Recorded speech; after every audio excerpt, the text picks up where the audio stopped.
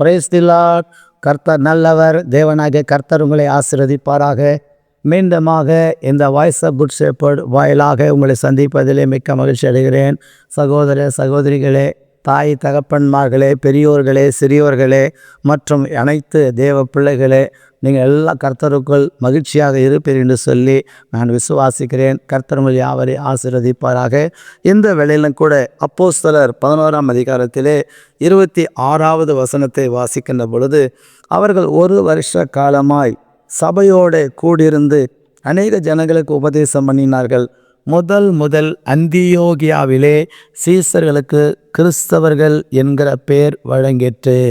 பிரியமானவர்களே, இந்த உலகத்தில் எந்த ஜாதியினர், எந்த மதத்தினர், எந்த மக்கள் பாவம் செய்தாலும் பெரும்பாலும் கண்டுக்க மாட்டார்கள்.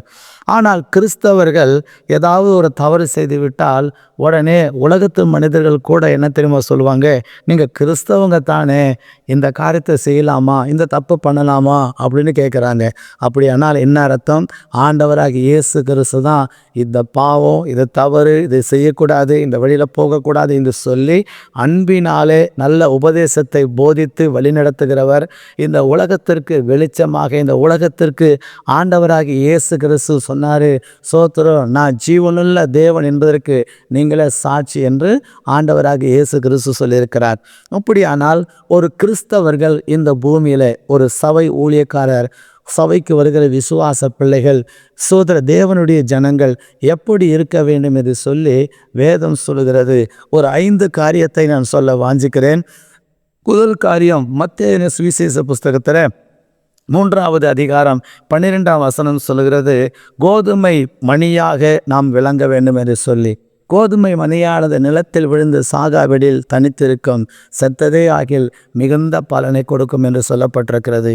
பிரியமானவர்களே, இந்த பூமியில் நல்ல ஒரு கோதுமை மணியாக, ஒரு தரமான கோதுமை மணி, ஒரு தரமான விதை ஒரு நிலத்தில் போட்டால் எப்படி பெரிய பலன் கொடுக்கிறதோ, அதுபோல் ஆண்டவராகிய இயேசு கிறிஸ்து கூட இந்த உலகத்தில் ஒவ்வொரு கிறிஸ்தவர்களும் நல்ல ஒரு கோதுமை மணியாக இருக்க வேண்டும் என்று சொல்லி கர்த்தர் விரும்புகிறார். 2வதாக மத்தேயு 5ஆம் அதிகாரத்திலே 13ஆம் வசனம் சொல்லுகிறது, பூமிக்கு நீங்கள் உப்பா இருக்கிறீர்கள் என்று சொல்லப்பட்டிருக்கிறது. பிரியமானவர்களே, உப்பில்லாத பண்டம் குப்பையில் என்று சொல்லுவார்கள். அப்போது ஒரு ஒரு உணவு தயாரிப்பதற்கு எல்லா வகையான பொருளை போட்டாலும் அதில் உப்பு போட்டால் தான் அதில் டேஸ்ட்டு வரும்.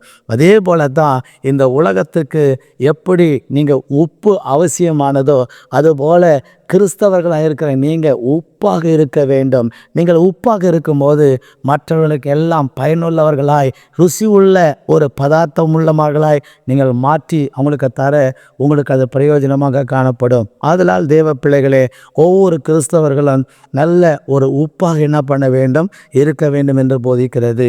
3வதாக ஆதியாகமம் 49:22-25 வரை வாசிக்கும்போது, நல்ல கனி தருகிற திராட்சை செடியாக இருக்க வேண்டும் என்று கர்த்தர் விரும்புகிறார்.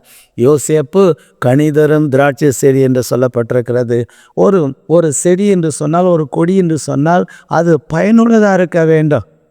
ஒரு கொய்யா மரம் வைக்கிறோம் அப்படின்னா அது பயனுள்ளதாக இருக்க வேண்டும், அது அநேகருக்கு கனி கொடுக்க வேண்டும். அதே போல் தான் ஆண்டவர் சொல்லார், நீங்கள் திராட்சை செடியாக, திராட்சை கொடியாக, கனி தருகிற ஒரு பயனுள்ள பாத்திரமாக இருக்க வேண்டும் என்று சொல்லி ஆண்டவராக இயேசு கிறிஸ்து விரும்புகிறார். உங்கள் வாழ்க்கையில் கனி தருகிற திராட்சை செடியாக நீங்கள் வளரும்போது கர்த்தர் ஆசீர்வதிப்பாராக. 4வது மத்தேயு சுவிசேஷ புஸ்தகம் 5ஆம் அதிகாரத்தில் 14-16 வரை வாசிக்கும் போது, இந்த உலகத்திற்கு வெளிச்சம் தருகிற ஒரு விளக்காக இருக்க வேண்டும் என்று கர்த்தர் விரும்புகிறார். அல்லேலூயா. நீங்கள் தான் கிறிஸ்தவர்கள் தான் அந்த உலகத்துக்கு வெளிச்சம். நீங்களே இருள் இருந்தால், நீங்களே குடியில் இருந்தால், நீங்களே விபசாரத்தில் இருந்தால், பாவத்தில் இருந்தால், உலகத்தில் இருக்கிறவங்க எப்படி இருப்பாங்க? வேதத்தை வாசிக்கிற நீங்களே இருளான வாழ்க்கையில் வாழக்கூடாது. நீங்கள் வெளிச்சம் தருகிற விளக்காக இருக்க வேண்டும். உங்களை பார்த்து அநேகர் அந்த வெளிச்சத்திற்கு வர வேண்டும். இருள் இருக்கிறவர்கள் வெளிச்சத்துக்கு வர வேண்டும். அப்படியானால் நீங்கள் ஒரு வெளிச்சம் தருகிற விளக்காக இருக்க வேண்டும் என்று கர்த்தர் விரும்புகிறார். 5வதாக ரோமர் 2ஆம் அதிகாரம் 19-21 வரை வாசிக்கும் போது, ஒரு நல்ல வழிகாட்டியாக நீங்கள் இருக்க வேண்டும். நீங்கள் தான் ஒரு வழிகாட்டி. இந்த உலகத்துக்கே வழிகாட்டி நீங்கள் தான். எல்லா மதத்தினருக்கு வழிகாட்டியாக நீங்கள் இருக்க வேண்டும். கிறிஸ்தவர்கள் தான் வழிகாட்டி. ஏனென்று சொன்னால் கிறிஸ்தவர்கள் வந்து தான் இந்த சோதனம் பாழாய் கடந்த நம்முடைய இந்திய தேசத்தினுடைய இருள் விலகுவதற்கு பாடுபட்டவர்கள். மிஷினரிகளாக அநேகர் வெளிநாட்டுகளில் இருந்து வந்து சோத்திரம் கல்வி கற்றுக்கொள்ளும்படி, சோத்திரம் இன்னைக்கு சோத்திரம் மூடத்தனங்களை மாற்றி போடும்படியான காரியங்களை கொண்டு வந்தவங்க. அவர்கள் ஒரு வழிகாட்டியாக வாழ்ந்தாங்க. அவங்க வழிகாட்டியை வச்சு தான் இன்னைக்கு இருளாய் கடந்த இந்திய தேசம் இன்னைக்கு வெளிச்சத்தின் தேசமாய் காணப்படுகிறது. பிரியமானவர்களே, நீங்கள் ஒரு வழிகாட்டி. ஆக ஒவ்வொரு கிறிஸ்தவர்களும் இந்த 5 விதமான குணமுடையவர்களாக இருக்கும்போது உங்களை பார்த்து சொல்லுவாங்க, நீங்கள் கிறிஸ்தவர்கள், நீங்கள் கடவுளுடைய பிள்ளைகள் என்று சொல்லுவாங்க.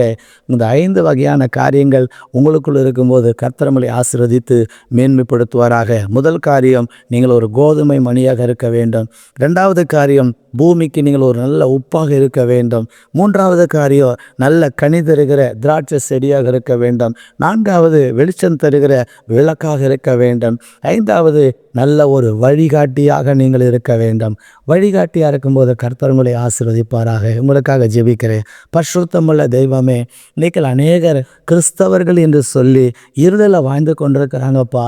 ஆனால் அந்த உலகத்துக்கு வெளிச்சம் காட்ட வந்த ஒரு கிறிஸ்தவ பிள்ளைகளப்பா, தகப்பனே, இந்த உலகத்தில் இருக்கிற இருளின் அதிகாரத்தில் இருந்து ஜனங்கள் விடுதலையாக்க பரலோகத்தை விட்டு பூமிக்கு இறங்கி வந்த ரத்தம் சிந்தினீங்க ஆண்டவரே.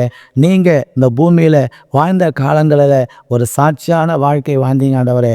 ஒவ்வொரு கிறிஸ்தவர்களும் ஒவ்வொரு தேவ பிள்ளைகளும் சாட்சியான வாழ்வு வாழ வேண்டும் என்று சொல்லி நான் வாழ்த்தி ஆசீர்வதிக்கிறேன். கர்த்தருடைய கரத்தில் ஒப்பு கொடுக்கிறேன். பெரிய காரிசி இயேசுவின் நாமத்தில் கேட்கிறோம் பிதாவே.